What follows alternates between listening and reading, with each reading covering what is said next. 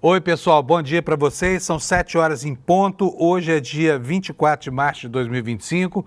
Nós estamos começando a primeira edição do Desperta de uma semana histórica, porque o Brasil começa a colocar no banco dos réus aqueles que tentaram dilapidar as instituições da democracia, que tentaram destruir as sedes dos poderes, que tentaram transformar o nosso regime numa ditadura para que um ex-presidente muito afoito, muito sequioso de poder, pudesse se instalar lá a despeito do resultado das eleições que ele perdeu, né? E enquanto isso tudo acontece, né, a perspectiva do início dos julgamentos, o mundo inteiro se agita diante da figura patética do deputado Eduardo Bolsonaro, querendo pintar aí fora um personagem que não existe na história do Brasil, que é inteiramente falso, né, que está baseado apenas na interpretação estranha que essa gente faz do mundo da política e da institucionalidade, né? E você pode reparar aí que é uma situação tão curiosa. Por quê? Porque os bordões são bordões à esquerda, eles se apropriaram do discurso da esquerda e passaram a repetir isso por aí como se fosse uma vantagem. E estão sensibilizando lá os mesmos de sempre lá nos Estados Unidos, porque a direita americana, afinal de contas, mal conhece, mal sabe onde fica. Vou contar até uma piada aqui para vocês.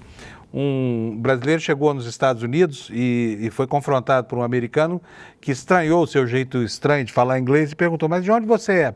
Aí o turista respondeu, eu sou da América do Sul. Aí o cara pergunta para ele assim, Flórida? Os Estados Unidos mal têm consciência do que é, do que são as fronteiras norte-americanas, sabe pouquíssimo sobre o Brasil, na ignorância brutal, né, daquele país sobre a vizinhança. E essa ignorância agora está sendo marcada por essa campanha insidiosa do Eduardo Bolsonaro, que tenta transformar uma democracia madura, cujas travas conseguiram impedir o golpe de Estado, em uma terrível ditadura, né? Isso não vai colar, obviamente, mas conturba o ambiente internacional aí fora e ainda não gerou nenhuma medida concreta, de caráter legal, nada que pudesse, até o momento, ser classificado como uma espécie de intervenção norte-americana ou intervenção estadunidense, como queira, em negócios que são da soberania do povo brasileiro. Mas, né, é bom ficar com as barbas de molho, porque esse movimento é um movimento bastante consistente, porque tem próceres aí espalhados pelo planeta inteiro, que estão trabalhando para construir essa imagem falsa de que a nossa democracia, tão jovem e tão sólida, é, na verdade, uma ditadura, que é completamente, eu repito, completamente falso. Mas essa semana nós vamos ter Bolsonaro e mais 7 no banco dos réus, né? E será o início de um processo traumático para o Brasil, porque certamente vai ajudar a fraturar ainda mais a já dividida opinião pública brasileira. Só que é um processo absolutamente necessário para colocar esses golpistas que a história registra em todos os momentos da nossa história no lugar deles, que é a cadeia, né? Para que fique claro e para que sirva como exemplo que tentar golpear as instituições brasileiras e acabar com a democracia é algo grave e algo que precisa ser punido. Os argumentos são terríveis, né? Desde esse autoexílio falso eu vou usar muito essa palavra aqui hoje, do Bananinha, até o esforço para transformar os patriotários em vítimas dessa grande conspiração que teria como cabeça da lança o Supremo Tribunal Federal, né, uma instituição terrível e a serviço do governo Lula. Essa é a tentativa de escrever a coisa. Mas, enfim, essa semana que está começando hoje, ela vai, durante muito tempo, ser estudada pelos alunos de História no futuro, né? Porque é o momento em que o Brasil demonstra com muita clareza e com muita autoconfiança que fez uma opção pelo caminho democrático, que nada vai abalar essa convicção. E que tentar golpear o Estado brasileiro é, sim, um crime que tem gravíssimas consequências como essas que a gente está vendo por aí. Gente, vamos lá então, tem muitas outras coisas além do julgamento, mas nós, a partir de hoje aqui no ICL, vamos focar nessa decisão da primeira turma de amanhã, que vai julgar a admissibilidade da denúncia feita pela Procuradoria-Geral da República contra Bolsonaro e mais 7 golpistas, principalmente da alta hierarquia militar, que conspiraram para transformar o Brasil, como eu falei, nessa ditadura bolsonarista, né? Então, o julgamento vai começar amanhã, terça-feira.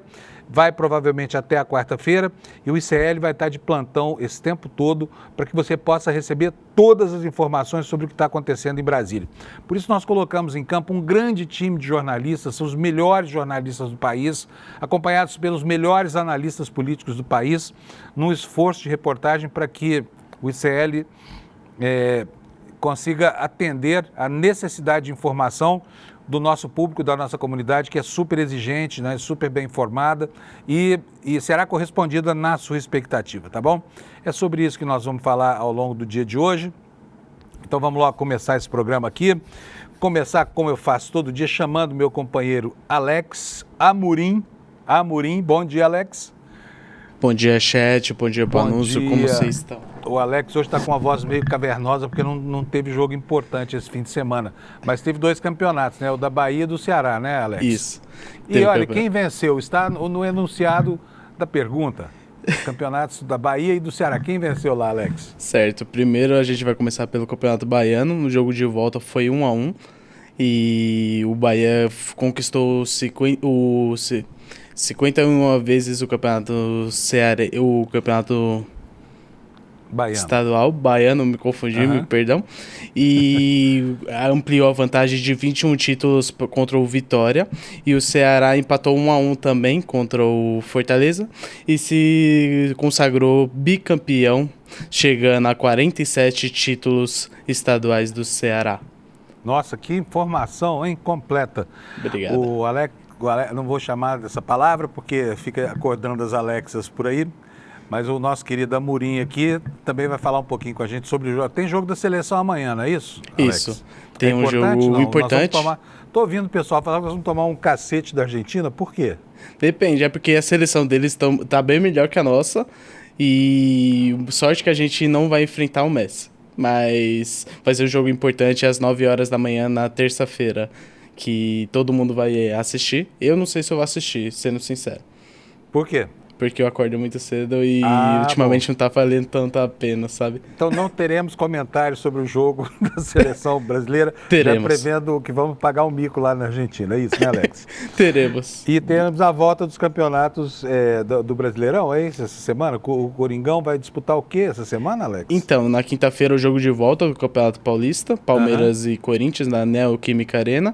E no fim de semana já começa o Brasileirão, que o Palmeiras vai começar a jogar domingo por conta do estadual, que vai ser a final na quinta-feira. Ok, Alex, beleza. A gente volta então ao longo da semana contando para você o que aconteceu, embora futebol não seja a nossa especialidade, mas a gente tem as notícias para dar, né, Alex? Sim. Um abraço. Bom programa então, para nós. Obrigado. Para nós. Gente, deixa eu falar uma coisa. Eu vou aqui na aberta aqui, por favor, Alex. É o seguinte, como vocês sabem, eu cheguei aqui há alguns meses já para assumir aqui a vaga aberta pela saída do Demore, que foi promovido, virou diretor, nosso chefe aqui no ICL. E aí eu fiz uma inovação aqui que não agradou muita gente. Eu gostaria muito de conhecer a sua opinião. Eu tenho começado o programa todo dia com meteorologia, mas eu tenho recebido críticas, você está perdendo tempo demais com meteorologia. Então, queria muito, esse feedback é importantíssimo, porque da crítica construtiva é que nasce a nossa visão aqui da melhor forma de fazer esse jornalismo. E se você quiser enviar sugestões, fazer reclamações, só não vale chutar a canela, né? Só não vale xingar, mas se quiser xingar também, pode xingar que eu respondo na mesma moeda, tá? Você pode fazer contato comigo pelo direct do Instagram. A minha arroba é Panun, P-A-N-N-U-N. São 3 N's, né? Então P-A-N de navio, N-U-N. Panun no Instagram. Se quiser fazer qualquer crítica, e atendendo a essas críticas, hoje eu vou investir um pouco menos na meteorologia, que é a maneira como a gente começa o programa. Só que antes da meteorologia, eu vou chamar aqui os destaques no site do ICL, né? Porque nós temos aqui o nosso website que está super bem estruturado para que você possa ter uma visão panorâmica do noticiário no Brasil e no mundo. E essa página que você está vendo é a página do ICL, você acessa em iclnoticias.com.br, tá? Vamos então aos destaques. Olha aqui, olha. A matéria principal abre esse esforço que o ICL está fazendo de apuração e de reportagem e análise sobre o julgamento, né? Saiba como será o julgamento do Bolsonaro e outros acusados de tentativa de golpe. Esse é o assunto da edição de hoje. Nós vamos falar bastante sobre isso. No segundo destaque, nós temos aqui o professor Renato Giannini Ribeiro, né? parte do nosso conselho aqui no ICL, alertando para o fato, né, de que essa política de perseguição a cientistas lá nos Estados Unidos é, na verdade, um tiro no pé. Eu daqui a pouco vou ler essa matéria para que a gente possa acompanhar o raciocínio do brilhante Renato Janine Ribeiro. Aqui no Brasil nós temos, olha, o ex-comandante da FAB enfrentando questionamentos éticos, né? A gente sabe do papel que ele teve ao construir uma barreira institucional contra o golpe tramado por Bolsonaro. Mas agora começam os questionamentos. Por quê? Porque ele contratou uma empresa na qual, na condição de chefe da aeronáutica, na qual depois iria trabalhar, né? A Airbus. E isso está dando agora uma confusão, tem uma cobrança ética sobre ele. Aqui é um dos nossos destaques no site do ICL. O próximo destaque é: promotoria entra com ação para que Tarcísio recomponha o quadro de professores em São Paulo. Já vou antecipar para vocês que a promotoria está entendendo que o Tarcísio está burlando a contratação em concursos públicos e passou a preencher o quadro de profissionais da educação com profissionais contratados de maneira temporária, né? Isso tudo está dando uma confusão, está nos destaques aqui do nosso ICL. E continuando aqui, nós temos uma notícia boa, que sabe o alecrim, aquele tempero que você usa nas carnes e tudo mais, que dá aquele cheiro delicioso para a comida? Pois é, uma das soluções para o Alzheimer, para mitigar o Alzheimer, pode estar justamente nessa plantinha. Na semana passada nós conhecemos aqui um trabalho acadêmico que apontou que tem um ácido no alecrim que pode ser restaurador para quem tem Alzheimer, né? Eu mesmo, com minha família inteira matizada por essa doença, né, todas as gerações ascendentes, todas as gerações que estão sobre mim, foram acometidos pelo Alzheimer, especialmente as mulheres, né, o que é curioso. E está aqui a manchete: olha, Alzheimer, um composto encontrado no alecrim, pode ajudar no combate à doença.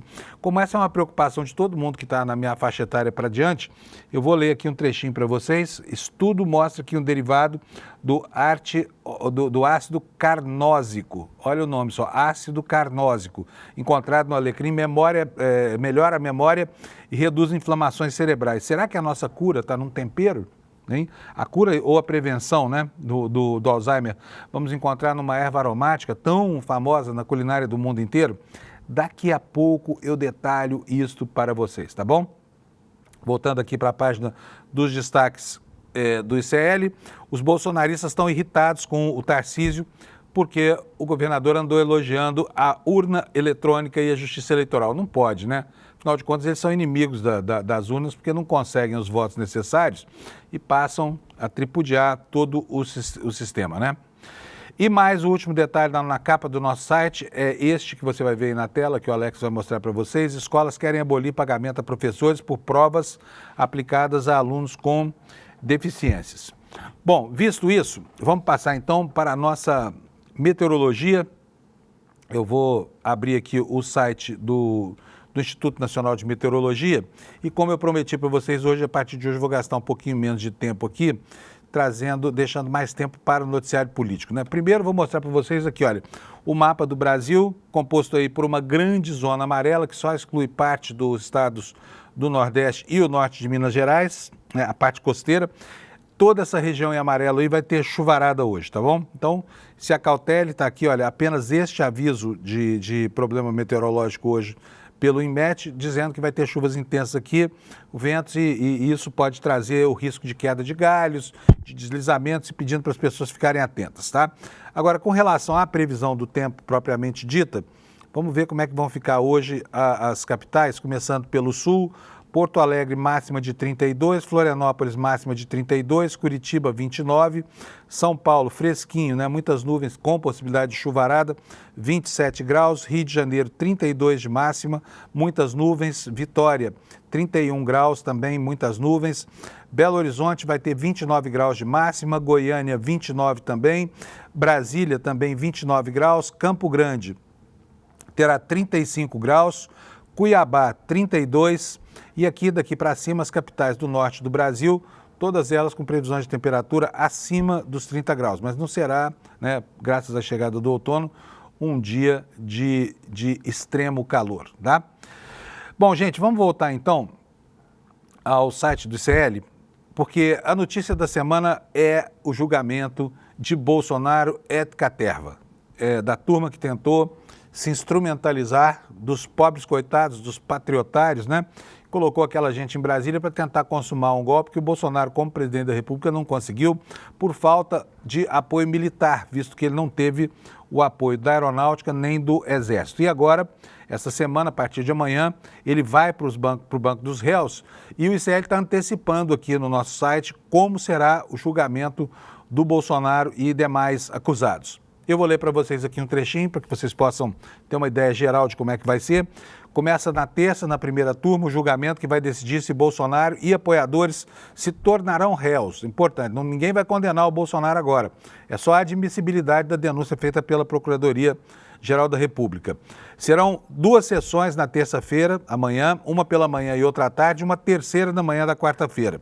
O objetivo é acelerar o trâmite do caso para que a decisão final seja anunciada até setembro desse ano. E você já sabe que é importante que esse julgamento termine este ano, porque ano que vem é ano eleitoral e a tradição do Supremo Tribunal Federal é não permitir que elementos estranhos ao ambiente eleitoral possam atuar em ano eleitoral para formar opinião de eleitores, né? O órgão dividiu os investigados em 5 grupos de atuação. A PGR apresentou no dia 18 de fevereiro passado denúncia contra 34 pessoas. Mas esse primeiro julgamento envolve apenas os acusados daquilo que a PGR chama de núcleo crucial desse esquema.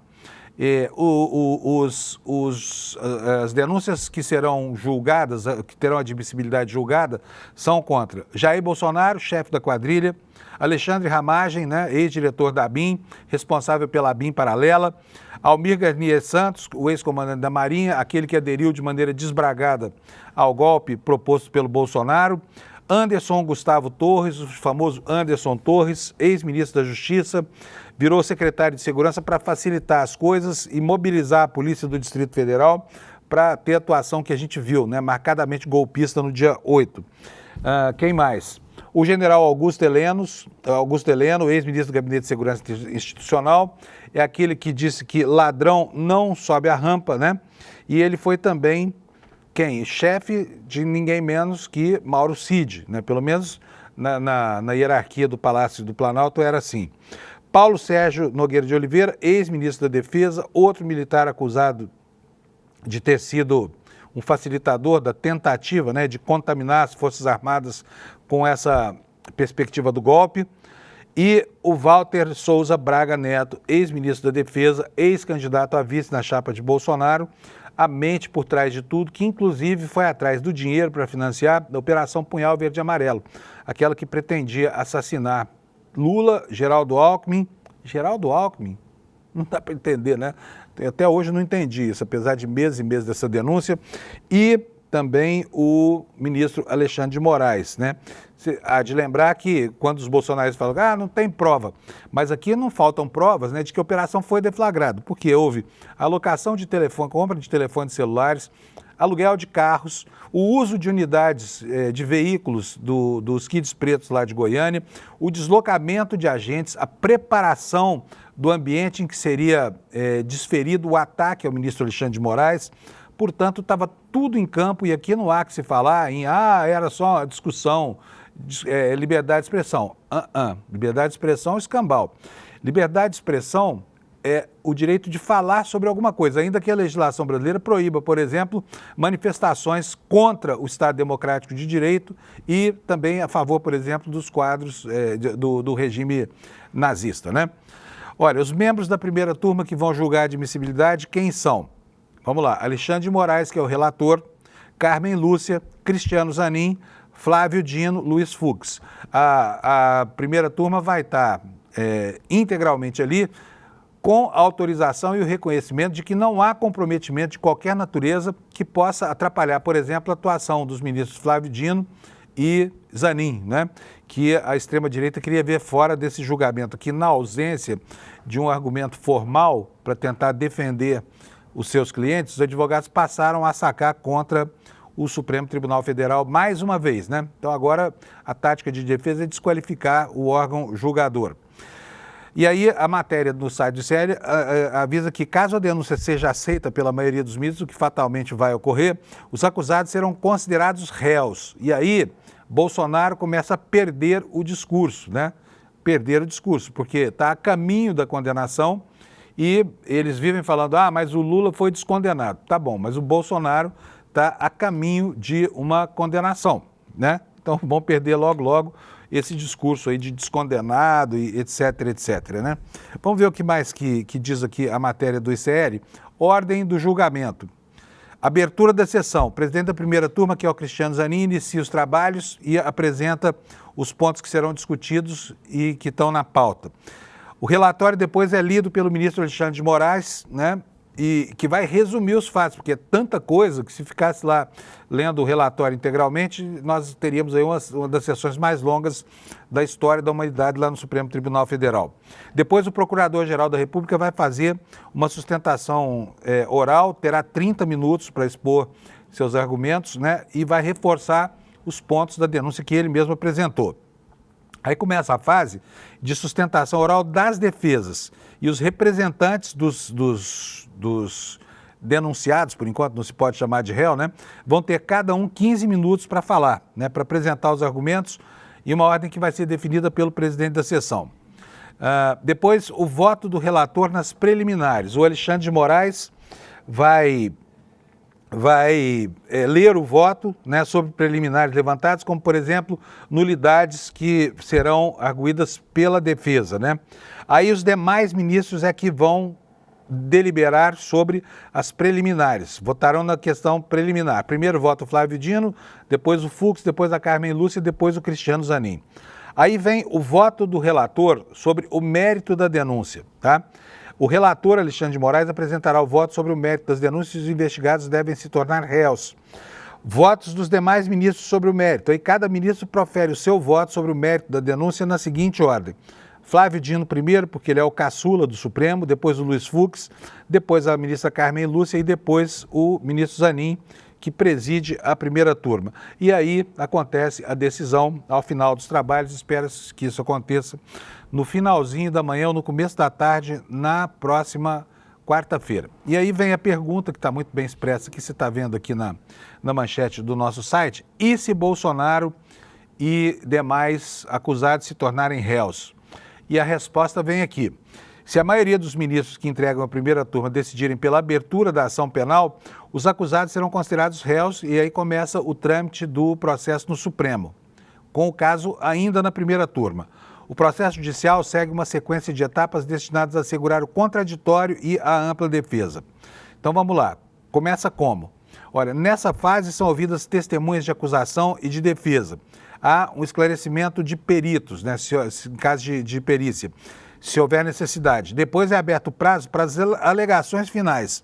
É o momento em que as defesas podem contestar as provas apresentadas pela Procuradoria-Geral da República. E depois das alegações finais, o Supremo agenda uma data para o julgamento dos acusados, na qual serão decididos os que serão condenados e os que não serão condenados. E aqui nós esperamos uma decisão unânime, né, da primeira turma, porque lá não está nenhum dos ministros considerados bolsonaristas do plenário do Supremo. Se bem que é preciso ressaltar que o Cássio Cunha Lima tem sido visto pela direita como um dissidente, né? Já está sendo apresentado aí como traíra, como traidor da causa, porque só o André Mendonça, que como o Flávio Dino foi ministro também, só que do outro lado, defendendo Bolsonaro, esse foi o único voto discordante em relação à participação dos demais ministros, né, que estavam aí sob a suspeita da extrema-direita, mas, enfim, o julgamento que garantiu que eles vão poder participar. Só o André Mendonça, participar da sessão de julgamento da primeira turma.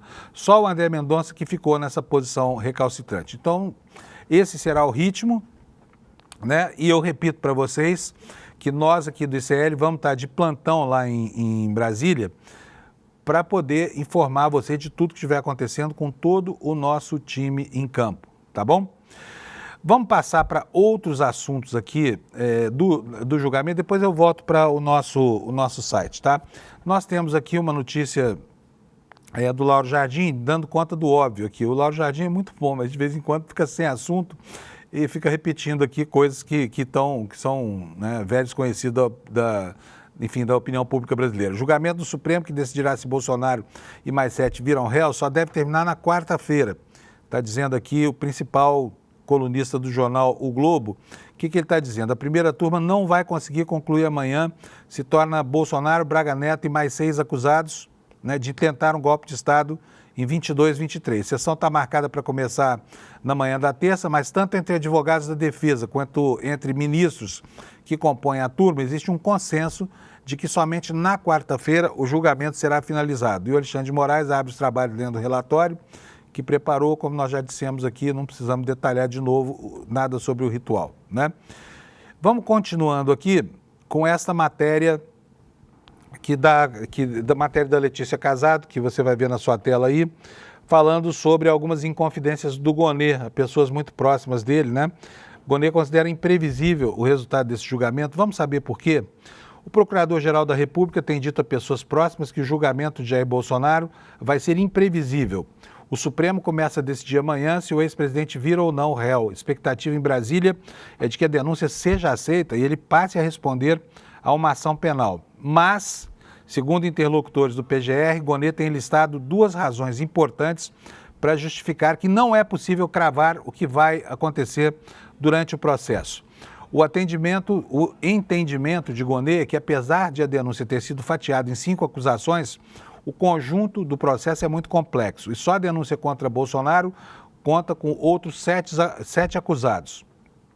Todos negam as acusações e querem o arquivamento da denúncia.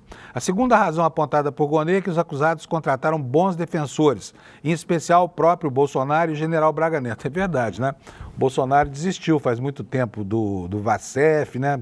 Aquele estranhíssimo advogado, e também daquele que se autoimola sempre perante a imprensa, porque é uma mistura de advogado e assessor de imprensa, que é o Fábio Weingarten, né?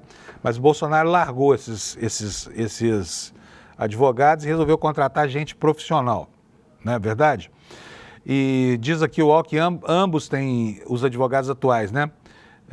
Ambos têm larga experiência no direito penal, tiveram clientes de peso na Operação Lava Jato. Está falando aqui dos advogados Celso Vilardi, que defende o Bolsonaro, e também do Juca, né, que é o José Luiz de Oliveira Lima, né, que o general Braga Neto contratou como advogado dele. São bons advogados, testados, tem tudo para conseguir fazer valer o pressuposto do direito de defesa dos seus clientes, né? E isso tem que ficar muito claramente expresso por causa dessa campanha mundial contra o Supremo Tribunal Federal, querendo transformar o Brasil numa ditadura. Aliás, esse é o próximo assunto da gente aqui no Desperta. Olha, está na capa de todos os jornais hoje, praticamente, do Brasil, a informação sobre a confusão toda que o Eduardo Bananinha está provocando lá nos Estados Unidos, né, manchando a imagem do país. Não se sabe em benefício de quê, porque é muito pouco provável que ele consiga mobilizar a extrema-direita americana para um movimento de intervenção concreto aqui sobre um assunto que é da natureza da autodeterminação e da soberania do povo brasileiro. Então, ações que são gravíssimas, que já valeram ao Bananinha, mais um título para a sua coleção incrível de adjetivos, né? O de lesa pátria, justamente por estar conspirando lá fora contra o Brasil. Essa campanha tem data para terminar, porque, afinal de contas, o julgamento da admissibilidade tá aí essa semana, né? E aí começa todo o processo em que Bolsonaro, já na condição de réu, vai enfrentar as provas que produziu, né, e as provas que foi possível a Procuradoria-Geral da República amealhar para consolidar um processo que descreve, como nunca na história da humanidade, talvez, a engenharia por trás de um processo de golpe de Estado. Mas, enfim, como eles não têm nenhum argumento processual, nenhum argumento jurídico para tentar livrar o Bolsonaro e esses fascistas brasileiros que o apoiavam nessa empreitada golpista, então o que eles fazem? Eles tentam uma saída política, né, com essa mobilização de forças lá fora. Só que isso começa a pegar mal aqui dentro do Brasil também. Sabe por quê? Porque, gente, é uma pantomima, fala sério. É uma história tão tosca, né, de mal feita. É um drama, assim, de uma incrível hipocrisia, porque a pessoa que move essa campanha lá fora sequer é objeto de perseguição por parte do Poder Judiciário. O pai dele é, Mas ele, Eduardo Bolsonaro, que se diz perseguido, diz que foi obrigado a deixar o país, essa coisa toda, esse não tem nada contra ele. Não, o passaporte dele está liberado. Antes mesmo de ele anunciar que iria se pirulitar para os Estados Unidos, o Paulo Gonet já havia liberado o passaporte. Ele é que não sabia, né? E na última hora muita gente até tentou fazer com que ele desistisse dessa ideia maluca, mas ele foi para lá provavelmente para encetar essa campanha, né? Essa campanha terrível contra o Brasil e aqui já é a minha opinião, para preparar o terreno para a chegada de Bolsonaro, que é um homem cujo caráter cabe no bolso de uma pulga e não tem a hombridade necessária e não tem a hombridade que o tornaria digno do sacrifício de suportar, né, as dores de uma prisão, ainda mais de uma prisão prolongada, né, que promete ser a do Jair Bolsonaro, que, a rigor, se entrar pelas celas da Papuda, pelo portão da Papuda, vai sair de lá com 90 e tantos anos de idade, que é o que a gente espera realmente que aconteça. Daí acontecer vai uma grande diferença. É óbvio que tudo diz que o judiciário vai cumprir o seu papel. Mas nós temos a eleição de 2026, e na eleição de 2026, se a extrema-direita brasileira lograr aquilo que tem prometido, as coisas vão ficar muito complicadas por aqui, né? Principalmente se eles conseguirem uma maioria expressiva no Senado da República. Mas o noticiário está tratando do movimento que acontece lá fora, e é a isso que eu vou me ater agora. A manchete que está na Folha é essa aí. Eduardo Bolsonaro nos Estados Unidos enfraquece o PL, né? E embaralha a direita para 2026, é a avaliação dos próprios aliados do bolsonarismo. Essa campanha toda começa a pegar mal para eles, né? Que dependem ainda dessa vinculação com a imagem de Jair Bolsonaro. O que diz a matéria da Folha? Aliados e adversários do clã Bolsonaro avaliam em conversas reservadas que a saída de Eduardo Bolsonaro do Brasil terá impactos negativos para o partido e seu grupo político nas eleições de 2026. Ambos os lados afirmam que, fora da projeção individual, o autoexílio do parlamentar, em sua ofensiva contra o ministro do Supremo, Alexandre de Moraes, cria um vácuo que dá espaço para candidaturas de direita que ascenderam com o bolsonarismo, mas que não necessariamente estão alinhados com os interesses do PL. Quais serão os interesses do PL, hein? Além da questão ideológica? Mas você sabe de algum outro interesse que o PL tenha para justificar uma campanha tão empedernida assim, né? Por uma volta ao poder com um atalho institucional? Contudo, diz aqui a matéria, essas avaliações dependem, segundo deputados e dirigentes ouvidos, de fatores como o tempo que Eduardo permanecerá fora do país, o papel que ele poderia desempenhar nas eleições de 2026 e o tipo de ajuda internacional que ele pode conseguir por lá, especialmente do governo Donald Trump para oposição ao governo Lula. E aqui é curioso perceber que a campanha do deputado Bananinha, ela é contra o Supremo, né, pelo julgamento que está sendo conduzido lá, que começa a acontecer a partir de amanhã, mas ela também é contra o governo Lula, que ele coloca como se fosse sócio do Supremo nessa perseguição política, e a gente sabe que o governo tem nada a ver com isso. Na semana passada, o Bananinha chegou a chamar a PF de Gestapo. A gente viu um neonazi chamando uma instituição de Estado brasileira de Gestapo. Engraçado, não é? Bom, vamos lá. Eduardo foi o segundo deputado mais votado do PL nas eleições passadas, teve 741 mil votos e parlamentares da legenda afirmam que a maior parte da bancada soube pela imprensa da decisão de licenciar do mandato e permanecer nos Estados Unidos, que foi anunciada na semana passada. Tá? Então está aqui o pessoal do PL dizendo que isso aí atrapalha todo mundo. Olha, aliados de Eduardo projetavam até agora que ele disputaria o Senado pelo PL de São Paulo, o governo paulista ou até mesmo a presidência da República no lugar do pai, que chegou a ser cogitado pelo próprio Bolsonaro, né? Inelegível até 2030 por decisão do TSE, Bolsonaro pode ser preso, condenado pelo STF, patati patatá. Agora, a ausência do deputado amplia as chances de nomes da direita que fogem do guarda-chuva do PL, como, por exemplo, o deputado federal Ricardo Salles, do Novo, que mira uma vaga ao Senado, e do influenciador Pablo Marçal, que negocia se filiar à União Brasil de olho na disputa pelo governo paulista. Parlamentares do PL, que tem 92 cadeiras, e elegeu 99, hein?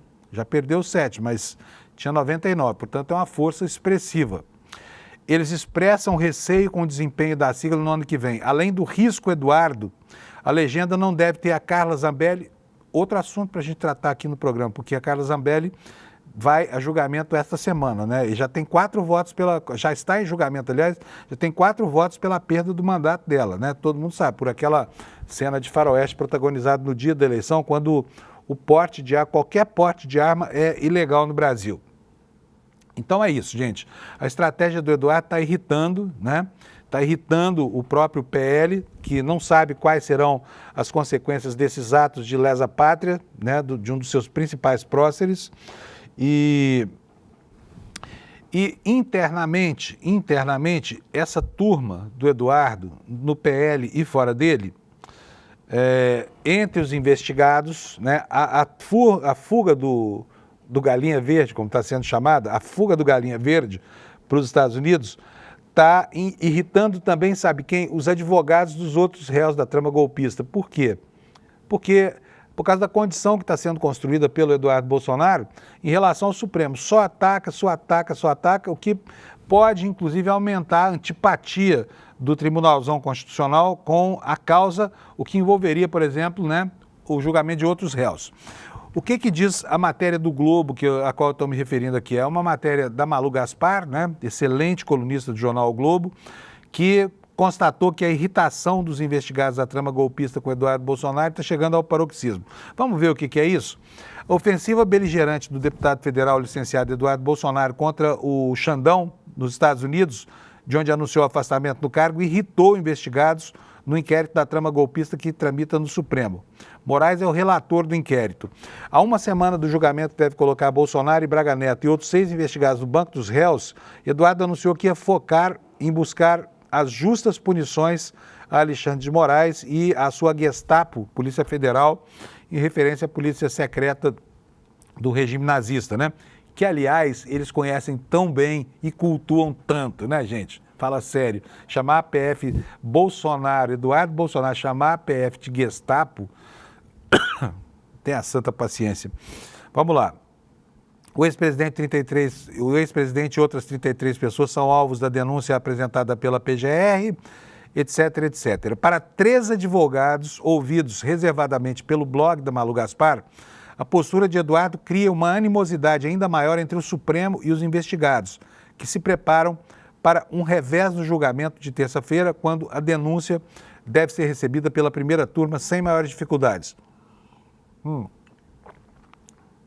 Além disso, o discurso do deputado licenciado prejudicaria qualquer trabalho de distensão nos bastidores e torna ainda mais difícil, na visão dos defensores desses investigados, a possibilidade de Moraes atender aos diversos pedidos apresentados pelas defesas. Abre aspas aqui para uma dessas fontes. Se o Moraes acolher o pedido da defesa dos investigados agora, após as ameaças do Eduardo, fica parecendo um covarde, diz um dos advogados. E aspas aqui de novo. Isso cria um clima de animosidade com o Supremo e o relator. O ex-presidente Jair Bolsonaro também não tem uma postura muito conciliadora e isso nos causa prejuízos. É, na verdade, uma novela mexicana e a gente não sabe qual será o próximo capítulo, resume aqui um outro defensor. Estratégia, segundo a Malu Gaspar, pode ser contraproducente, inclusive para o próprio Eduardo Bolsonaro. Isso porque o deputado federal licenciado já entrou na mira do Supremo no inquérito das fake news comandado por Moraes e por xingar, em agosto do ano passado, o delegado Fábio Schor, que atuou nas investigações que levaram ao indiciamento de Jair Bolsonaro por tentativa de golpe de Estado. O relator do caso Schor é o ministro Flávio Dino. Está em ótimas mãos aqui para o desespero do Bananinha e dos outros bananas desta mesma família, né? Outro bolsonarista que entrou no radar dos próprios bolsonaristas é o governador de São Paulo. O governador de São Paulo está sendo atacado aí nas redes sociais. Por quê? Porque diz que as eleições no Brasil são tranquilas, né? Porque elogiou a urna eletrônica e a justiça eleitoral, que foram alvo do assédio por 4 anos de Bolsonaro et caterva, como eu falei.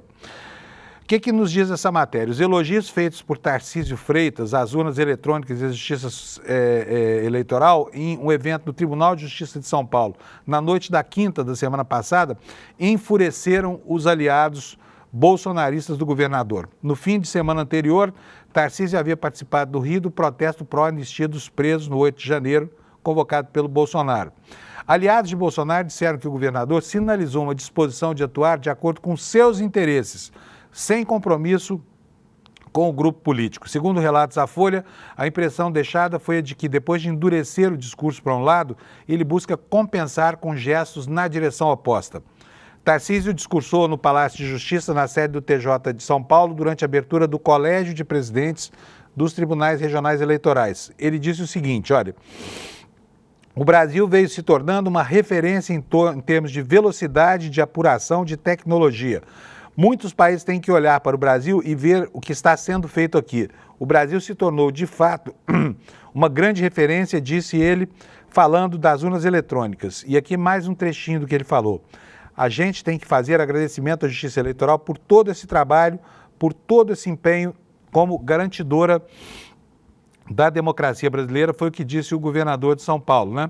Para o integrante da base bolsonarista na Assembleia Legislativa, o governador tocou em um tema sensível ao bolsonarismo, porque o bolsonarismo não gosta de voto, não gosta de urna eletrônica, né? E tem uma antipatia por democracia.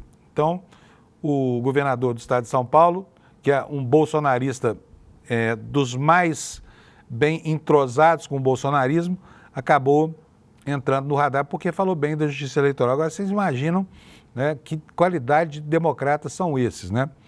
Que xingam alguém do seu próprio grupo político só porque fala o óbvio, né? Que na democracia a qualidade do processo eleitoral é boa, senão ela não se sustenta, né? E que reconhece que o Brasil tem um sistema que o mundo inteiro elogia. Falou nada demais. No intertítulo da matéria, Bolsonaristas e as mentiras eleitorais. Aqui o site do ICL afirma que o ex-presidente perdeu o direito de disputar eleições até 2030, condenado por abuso do poder político e econômico, uso indevido de meios de comunicação, porque difundiu mentiras sobre o processo eleitoral em uma reunião com os embaixadores, que ele mandou televisionar e transmitir pela EBC, que é a emissora oficial brasileira, né? Tarcísio nega publicamente que tentará disputar a presidência da República, mas ninguém acredita nele, é preciso dizer, né? Segundo deputados, ao dedicar parte do discurso a elogiar Bolsonaro, o governador, isso lá no Rio de Janeiro, né? No comício, aquele que micou lá dos 18 mil, Tarcísio havia ganhado pontos entre bolsonaristas com um discurso repleto de frases de efeito, de críticas à carestia, aos preços das comidas, né? Que atribuiu a irresponsabilidade fiscal do governo Lula e referências a escândalos de corrupção da gestão petista. Segundo deputados, ao dedicar parte do discurso a elogiar Bolsonaro, o governador, então, reforçou seu alinhamento. E agora causou decepção, como a gente vê nesse outro intertítulo aí, entrou no radar dos bolsos. Mas eles não têm outro candidato, né? Com o mesmo, digamos, o mesmo approach do governador de São Paulo, que vai se tornando aos poucos uma personalidade nacional, né? E vão ficar na dependência dele, porque a seguir o script da democracia brasileira, Bolsonaro está inelegível por conta dessas ações na Justiça Eleitoral e ficará inelegível mais ainda por conta da sua condenação criminal nesse processo do golpe de Estado, né? Nas redes sociais, todo esse ambiente de julgamento, da denúncia, enfim, acaba gerando um grande histrionismo, né? E na semana passada, um levantamento que foi feito pela Pelver e está sendo divulgado pela Folha de São Paulo apontou que o protagonismo foi inteiro de quem? Eduardo, Débora Zambelli e a Débora. A Débora é aquela moça que diz, eu só pintei de batom a estátua do Supremo. Estava lá, pendurada na estátua lá em cima, né? Então, o que diz essa matéria aqui? Eduardo Bolsonaro, Zambelli e Débora pautam redes e dificultam a vida de Haddad. A última semana foi marcada por 4 eventos que dominaram a discussão. Na terça, o governo apresentou a proposta de orçamento, né? E da isenção do imposto de renda para quem ganha até 5 mil. No mesmo dia, o Bananinha anunciou que não iria retornar ao Brasil, tiraria uma licença do mandato. O anúncio do Eduardo Bolsonaro tomou conta das redes. O movimento de apoio a ele foi orquestrado pela direita para colocá-lo como perseguido político, tá? Como herói. Quando, obviamente, todo mundo enxerga isso, até eles sabem, né? Que isso foi o gesto de um covarde, não de um herói.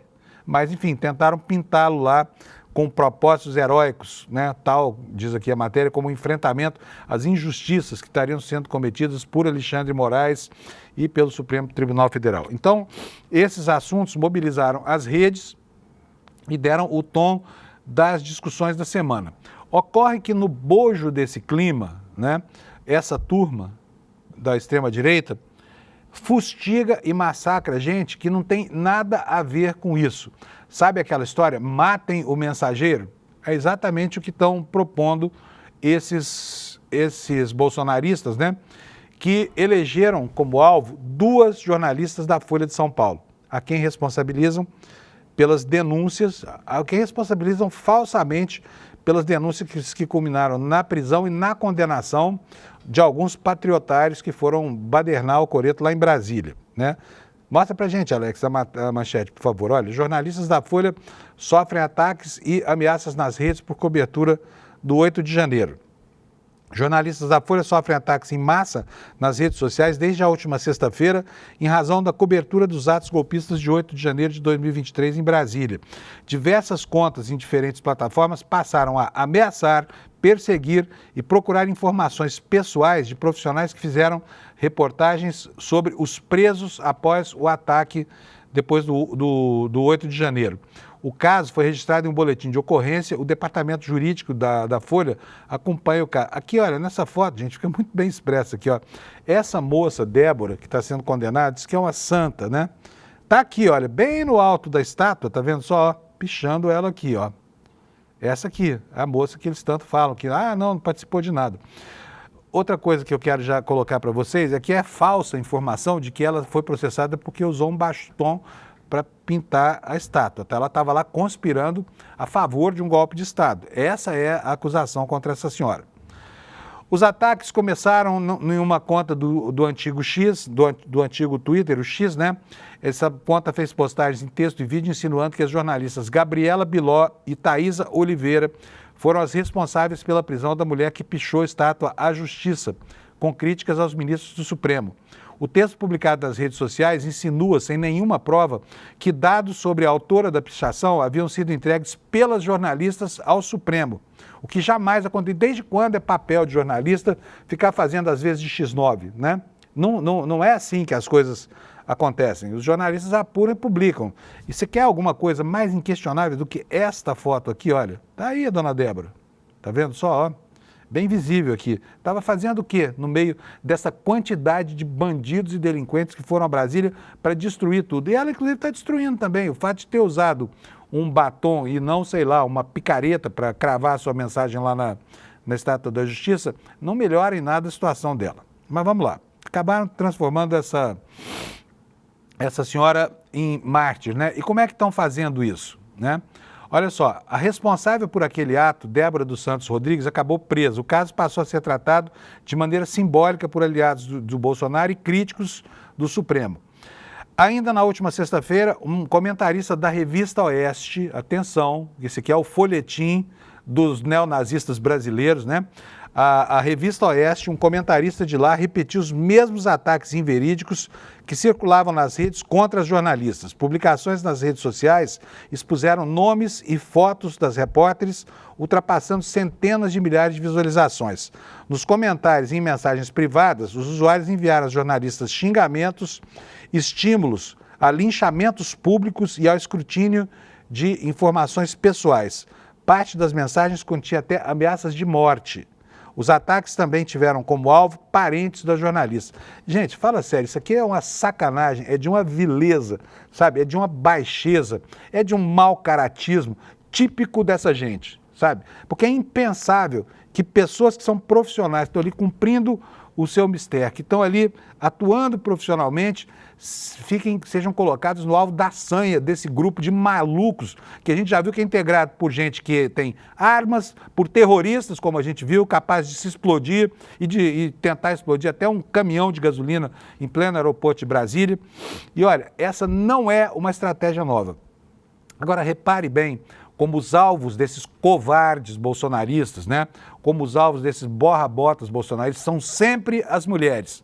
Uma campanha insidiosa que começa lá atrás com a Patrícia Campos Melo, da Folha de São Paulo, que depois se espraia aí, né? Sempre tendo uma mulher como alvo, porque eles não têm coragem de enfrentar um homem, sabe, que pode fazer face no campo da violência física mesmo, as assacações que essa galera faz. Então, fica aqui o nosso protesto, são uns covardes, são uns...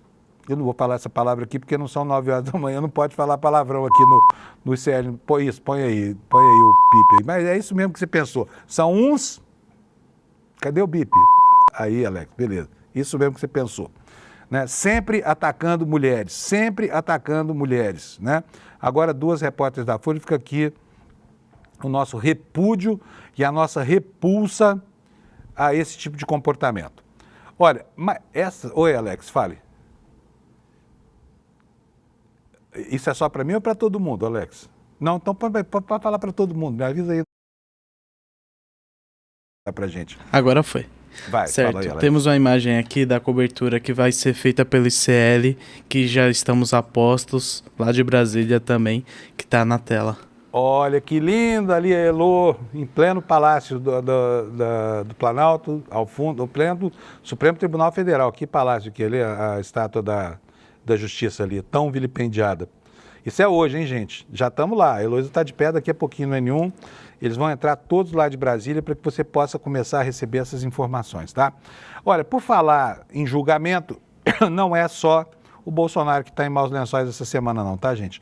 Tem gente também em pior situação até do que ele. Agora, mostra pra gente, Alex, aí isso aí, ó. STF já tem 4 votos declarados pela cassação desta figura aqui, olha. Esta senhora que teve a coragem de, em dia de eleição, sair correndo atrás de um jornalista negro porque se sentiu ofendida pelos questionamentos feitos em via pública, né? E vocês lembram da cena, aquela cena horrorosa. Tem ela aí, Alex? Tem ela fácil aí, a Carla Zambelli correndo atrás do jornalista? Não. Se tiver, a gente põe aí. Então é o seguinte, aí essa atitude dessa senhora que tanto conspirou contra o Brasil, contra as instituições democráticas, né? Que foi também, como faz o Bananinha agora nos Estados Unidos, fazer campanha lá contra o Brasil, essa senhora provavelmente vai passar muito tempo na casa dela, porque vai purgar as dores das consequências daquilo que ela fez. O ministro Flávio Dino, do Supremo Tribunal Federal, votou neste domingo para que a deputada Carla Zambelli perca o seu mandato. Ela é ré em uma ação penal por porte ilegal de arma e constrangimento. Com o posicionamento de Dino, a corte tem 4 votos pela cassação de Zambelli. Além de Dino, votaram pela cassação os ministros Alexandre de Moraes, Carmen Lúcia e Gilmar Mendes, que é o relator da ação. Em seu voto, Mendes defendeu que, após o trânsito em julgado, Zambelli perca o mandato parlamentar, tenha revogado a autorização para porte de arma e cumpra uma pena de 5 anos e 3 meses de reclusão em regime semiaberto. É uma pena que ela só vai dormir na cadeia, né? E já começa, talvez, dormindo em casa mesmo, porque a pena é leve, né? Mas vai ficar aí como exemplo, porque da cassação essa senhora não escapa. E aí nós vamos ter, depois de apurados todos os votos de todos os ministros lá do Supremo, nós vamos ter, provavelmente, aquele espetáculo de sempre em que o Congresso reativo diz que a decisão sobre caçar ou não é dele, tem que ser homologada, enfim, a confusão toda. Olha aí a cena da perseguição, ó. O nosso querido Amorim é bem rápido, olha, eu não me lembro o nome desse jornalista, mas ele fez aí as críticas que fez, e aí do nada começa a correria que vai desatar aí agora. Olha só, ele sai, a Carla Zambelli cai, tropeça e cai, diz que foi derrubada por ele, mas é mentira, não foi derrubado nada. Aí o jagunço dela pega o revólver e sai atrás do sujeito. De repente, ela, como se fosse, né, uma bandida de filme de faroeste, pega também a sua pistola e sai atrás do cara constrangendo assim na cara dura. Olha lá, ó, chutes. Essa cena é uma cena emblemática da selvageria desses fascistas bolsonaristas, olha. E ainda um outro animal faz lá uma rasteira para tentar derrubar o jornalista, né? Aí nós vamos ver já a Carla Zambelli apontando a arma para esse sujeito que se escondeu dentro de um bar, né? E ela entrou lá como se estivesse entrando no salão de um filme de faroeste. Quer ver só? Vamos ver já essa imagem aí. Essa imagem é bom a gente ter em mente, para a gente relembrar. Olha aí, olha, a pistoleira Carla Zambelli, né? com a arma na mão. O que ela estava fazendo com a pistola na mão em pleno dia da eleição? Desculpa, estava fazendo bobagem, né? Para não falar uma palavra aqui, essa mesma aí que você pensou de novo. Então essa aí já tem 4-0 pela perda do mandato. Aí fica aqui, cadê o Conselho de Ética da Câmara? Não falou nada. Onde é que está o Conselho de Ética? Pode isso, um deputado, um parlamentar eleito, pegar uma pistola e sair correndo atrás de eleitor na rua? Por que o Conselho de Ética, que foi tão rigoroso, né, quando um certo deputado da esquerda chutou um bolsonarista que foi lá para provocá-lo, não falou nada sobre Carla Zambelli, não é não? Bom, gente, são 7h55, eu tenho mais 3 minutos, preciso dar um panorama aqui para vocês. O agronegócio brasileiro está muito otimista com relação ao que as consequências das sobretaxas aplicadas pelo Trump aos produtos da China, né? Porque houve até retaliação, a soja americana fica mais cara e o Brasil ganha de presente mercados, por exemplo, que não são só da China, mas também do México e da Europa para escoar a sua safra em ano de super safra. Ocorre que os agricultores brasileiros estão reclamando do preço da saca na soja, né? Diante desse cenário de oferta tão incerta, o preço da soja continua mais ou menos R$ 118 a saca para o Centro-Oeste e o Triângulo Mineiro aqui no Brasil, o que está muito abaixo, por exemplo, das cotações do ano de 2023, né, que foi o ano dourado do agronegócio brasileiro. Vamos avançar um pouquinho mais? Olha, nós temos aqui um registro no Brasil de Fato sobre o movimento de simulações dos empréstimos do consignado para trabalhadores da iniciativa privada. O Brasil de Fato aqui registrou, no momento do fechamento dessa matéria, 36 milhões, mas foram mais de 40 milhões de simulações desse novo crédito consignado, né? E olha, é gente pra caramba que está querendo fugir dos juros de outras formas de empréstimo, né? Por exemplo, cheque especial, que está acima de 400% ao ano, e principalmente o rotativo do cartão de crédito está acima de 500%. Tem instituições financeiras aí praticando 600%. O Lula chegou ao Japão com a comitiva, uma grande comitiva que vai lá tentar abrir os mercados da carne brasileira lá fora, né? Por quê? Também consequência dessa política das supertaxas aí, né? E vai tentar trazer para cá um acordo entre o Mercosul, nos moldes daquele acordo que foi feito com a União Europeia, né? O Japão é um país de 130 milhões de consumidores, muito bem qualificados do ponto de vista socioeconômico, consomem barbaridades e o Brasil não tem acesso ao mercado de carne. Já tem gente agorando aí, a Folha de São Paulo, né? Lula leva, olha aí na tela para vocês, ó, Lula leva políticos e empresas ao Japão e arrisca voltar sem avanço. Vamos ver depois que o Lula voltar por aqui, qual terá sido o resultado dessa incursão. Normalmente é bem sucedida, né? E olha, e o governo brasileiro temendo, né, que as tarifas do Trump se espraiem para outros produtos que não apenas o aço e o etanol, sendo que o aço é uma decisão do Trump para o mundo, o etanol já é uma questão brasileira por causa da diferença de sobretaxas que existem. O Brasil tarifa o etanol comprado dos Estados Unidos com 18% e vende para os Estados Unidos que tarifam com apenas 2%. Então vai ter muita discussão sobre isso nos próximos dias, né? Bom, gente, é isso, são 7h58, não tem imagem de quem? Ah, a imagem da nossa querida Heloísa lá na Praça dos Três Poderes, né? Vamos falar agora, gente, do nosso patrocinador único aqui no ICL, que é o próprio ICL, né? E nós estamos promovendo aqui, hoje faltam 6 dias, tá? Para esse evento que você está vendo aqui, olha, Psicologia do Esporte e Ciência da Superação. Isso aqui vai ser uma jornada, uma maratona de gente que vai contar para você, né, que é nosso telespectador aqui do ICL, que é nosso internauta, como é que esses caras, olha, Mark Allen, né, e outros grandes atletas fizeram para superar não só as marcas cravadas por outros atletas, mas principalmente as suas próprias limitações. Começa dia 30 de março. E eu vou dizer uma coisa para você, é tão importante isso, do ponto de vista da motivação. Você que está enfrentando pepinos, você que é empresário, você que é trabalhador, mas sabe do desafio que é, sabe, educar uma família, conseguir o dinheiro para pagar as contas, a escola, o convênio médico e tudo mais, você não pode perder essas palestras. Aproveita, faz já aqui a sua inscrição. O site é esse aqui, olha, despertaicl.com.br. É super simples, porque isso aqui é webinário, não é uma live aberta, você precisa de um ingresso. E você, ao fazer a sua inscrição aqui neste endereço, você deixa lá seu endereço de e-mail e ganha um ingresso para participar dessa jornada aqui no ICL, tá bom? E é de graça para todo mundo, não precisa ser apoiador do ICL, não precisa nada. Eu espero que você faça bom proveito. E olha, vem aí o N1, todo o nosso time já em campo, preparando o ambiente da cobertura daquilo que começa amanhã e entra para a história. O julgamento do Bolsonaro e dos seus asseclas naquilo que é chamado o núcleo essencial, o núcleo de comando do golpe militar, do golpe que o Bolsonaro pretendia implantar, da ditadura que o Bolsonaro pretendia implantar aqui no Brasil, tá bom? Então não perca, o N1 começa já e eu me despeço de vocês e volto às 11 horas com a Débora Maganha no Mercado de Investimentos. Tchau para vocês, obrigado pela audiência. Imagina juntar como professores, no mesmo curso, o Monty Roberts, o maior preparador de cavalos que já existiu.